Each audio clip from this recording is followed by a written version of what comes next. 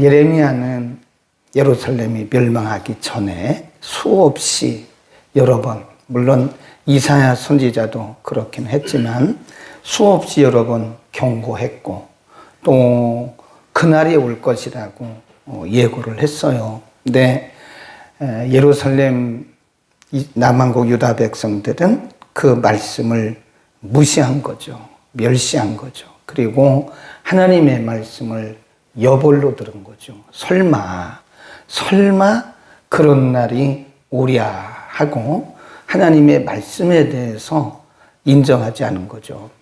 그래서 그때 거짓 선지자들이 나타나가지고 백성들을 미혹하기를 그런 날은 오지 않는다.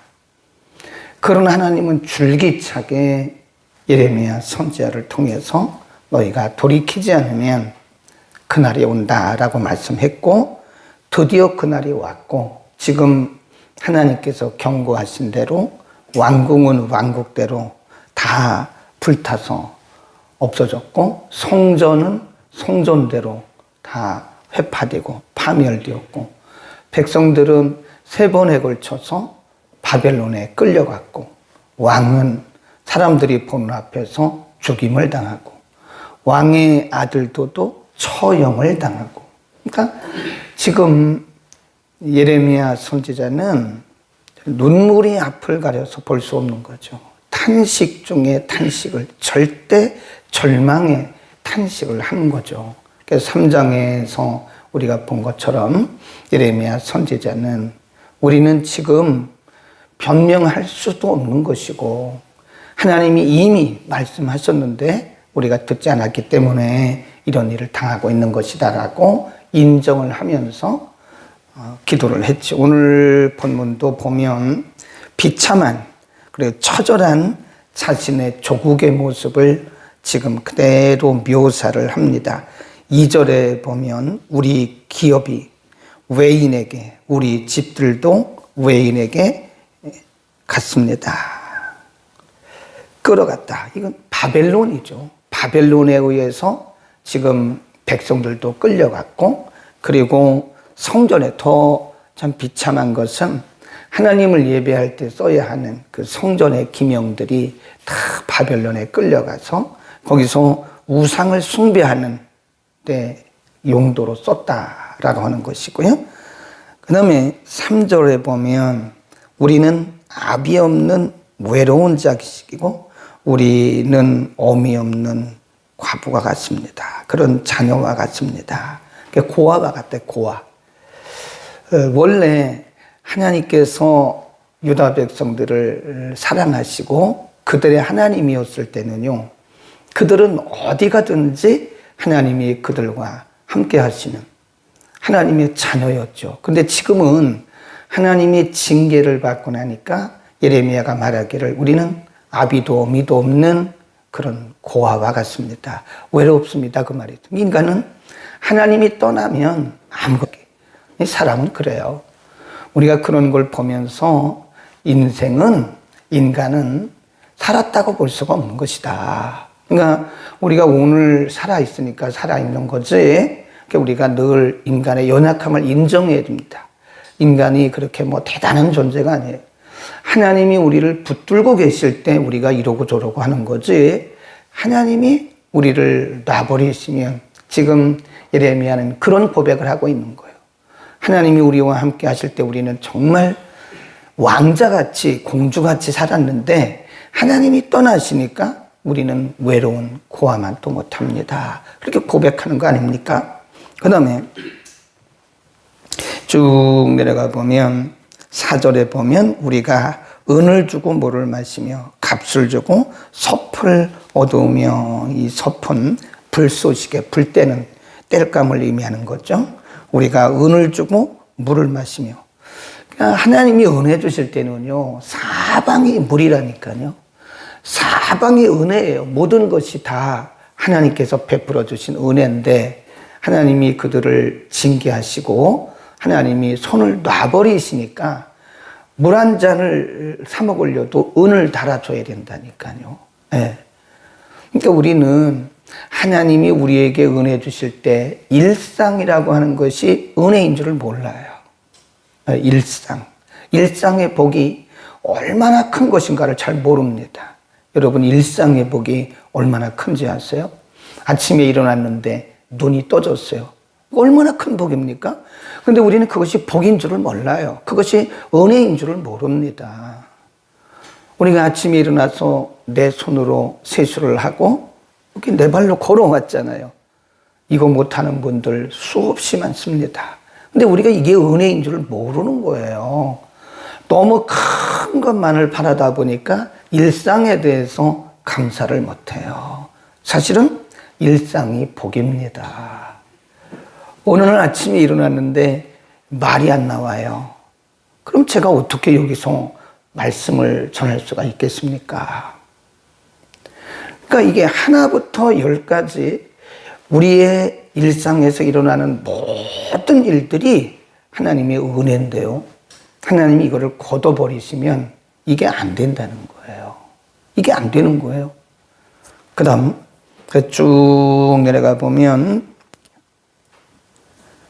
6절입니다. 우리가 애굽 사람과 아수르 사람과 악수하고 양식으로도 배불리고자 하였나이다. 아수르는 그리고 애굽은 이 사람들과는 유다 백성들과는 본질이 다른 사람들이에요.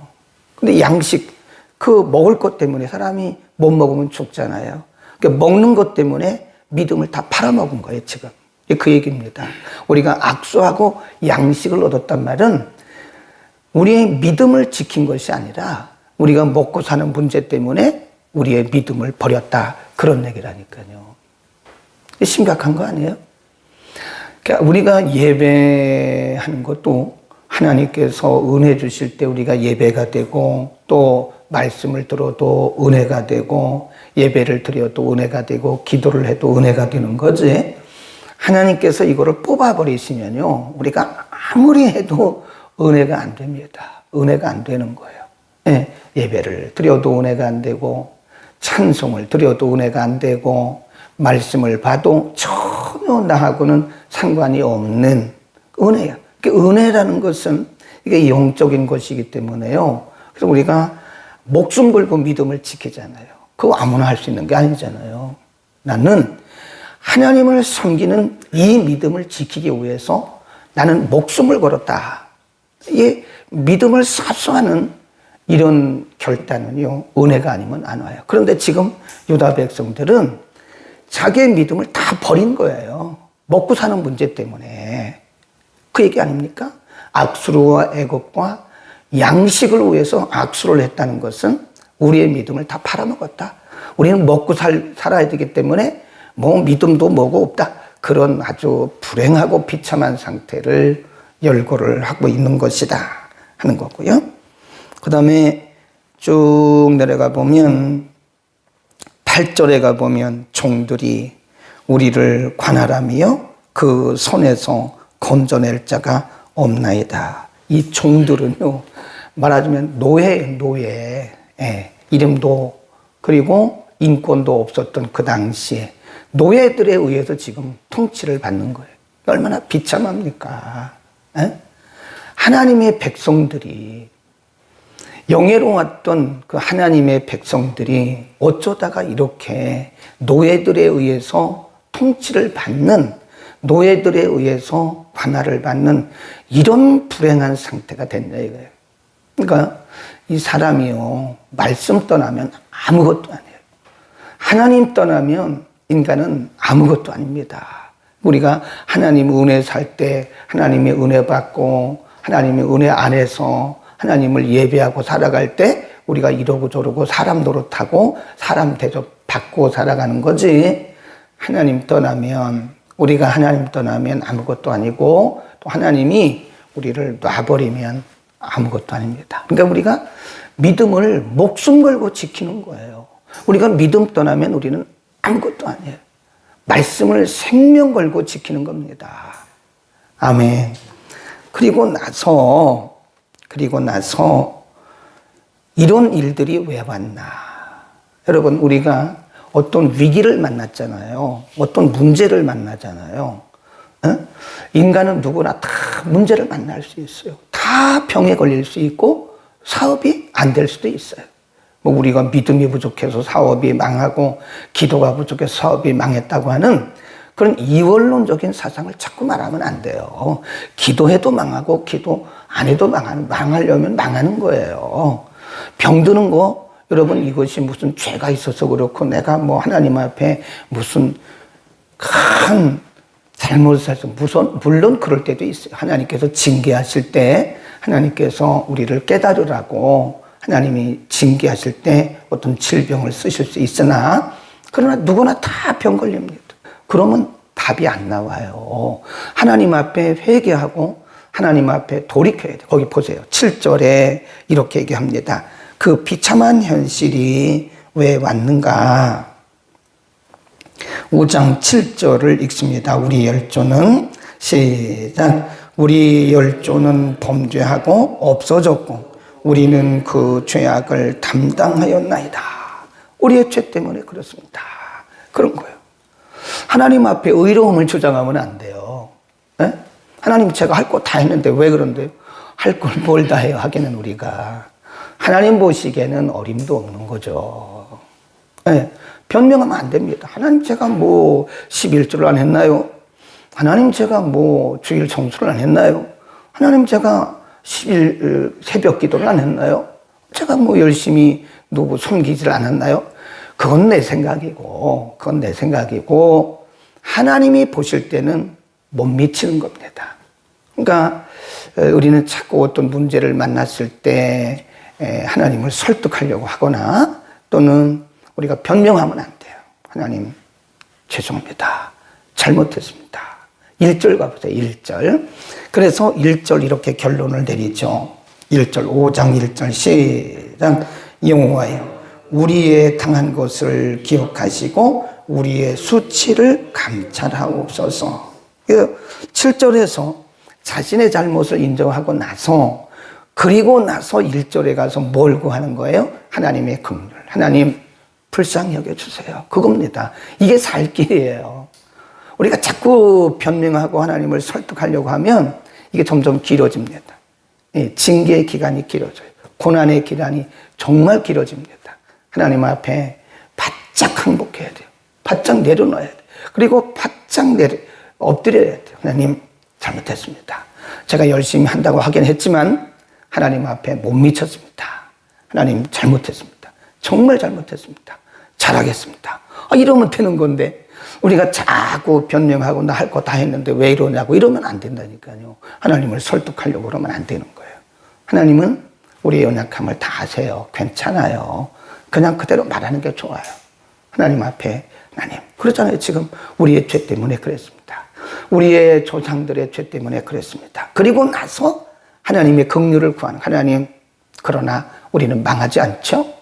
하나님 그러나 우리는 소망이 있죠? 그러는 거예요. 지금 1절이 그겁니다. 우리 빨리 136편 시편 136편 1절을 펴봅니다. 900년 전후에 있습니다. 구약성경 900년 전후에 시편 136편 1절만 여호와께 겁니다. 시작. 여호와께 감사하라. 그는 선하시며 그 인자하심이 뭐하대요? 영원하다는 게 영원하다는 거. 예. 그리고 또 말씀하시기를 하나님께서 우리로 이렇게 어려움을 당하게 하는 것이 본심이 아니라는 게 본심이. 재앙도 아니고 본심도 아니고 우리를 유익하게 하려 함이라 라고 말씀하셨어요. 그러니까 우리는 하나님의 본심을 알아야 돼요. 하나님의 본심은 우리가 비록 잘못했지만 우리가 비록 죄를 범했지만 우리를 재앙을 내리게 하고 우리를 고통스럽게 하는 것이 그분의 본심은 아니라는 거예요. 하나님의 본심은 우리를 유익하게 하는 것입니다. 아멘.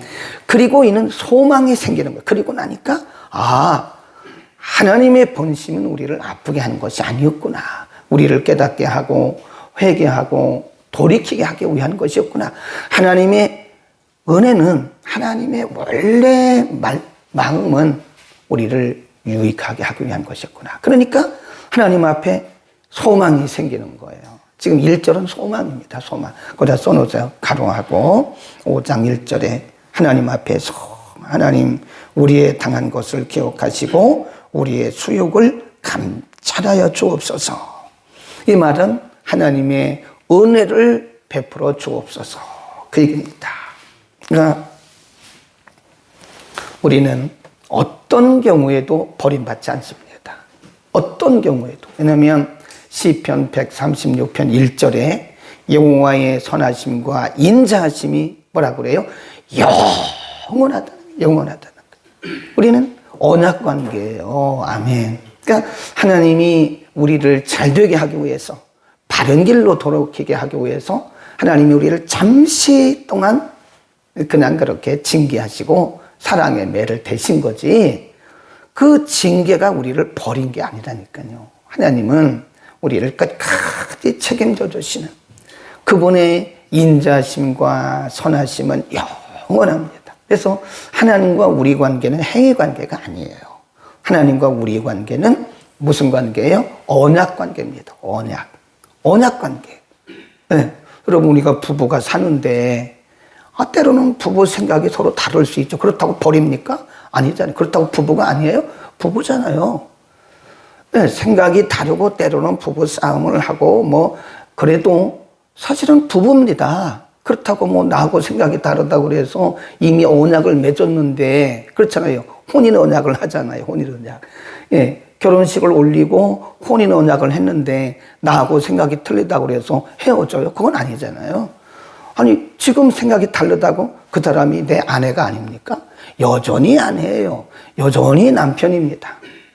언약이라고 하는 것은 그렇게 중요한 거예요. 언약이라는 것은 행위 언약이 아니고 우리는 하나님과의 관계가 은혜 관계예요. 네. 행위 관계가 아니고 하나님과 우리와의 관계는 언약 관계입니다. 그래서 이 언약은 변치 않아요.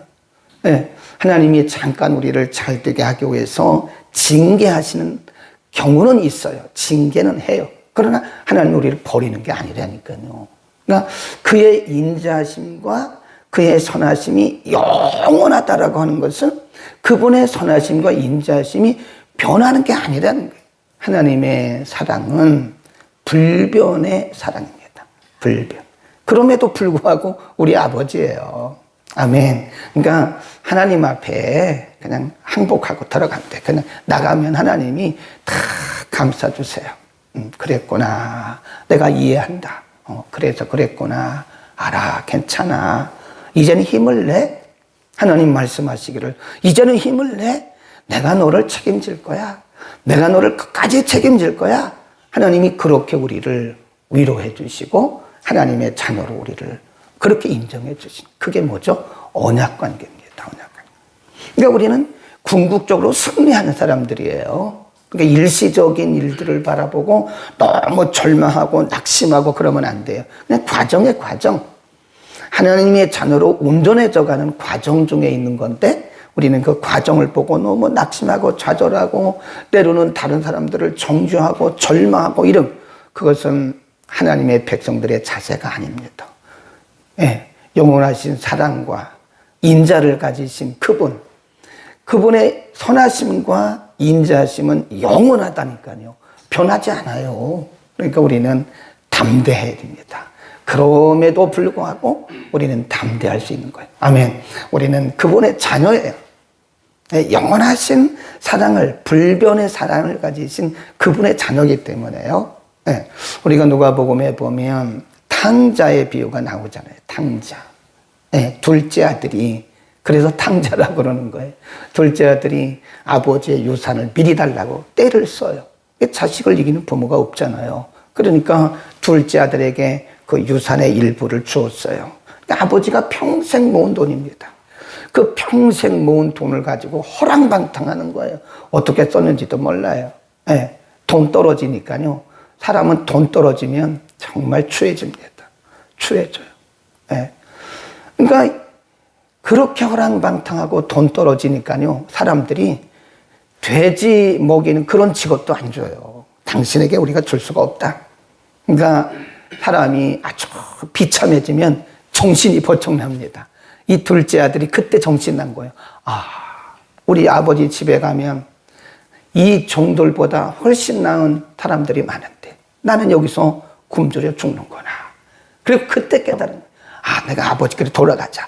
아버지에게 가서 이제는 아들이라고 말하지 말고 종 중에 하나로 여겨달라고 말하자. 예, 모든 것을 다 허랑방탕하고 완전히 남루한 옷을 입고 가는데 아버지는 나간 날부터 기다린 거예요.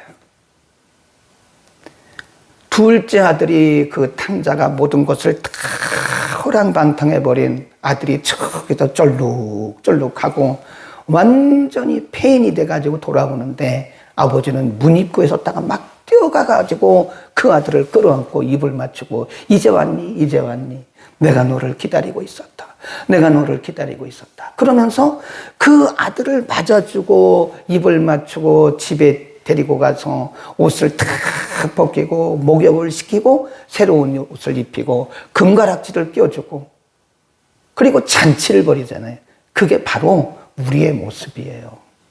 우리가 하나님 앞에 회개하고 돌아가면 하나님 앞에서는요 천사들과 함께 잔치가 벌어집니다.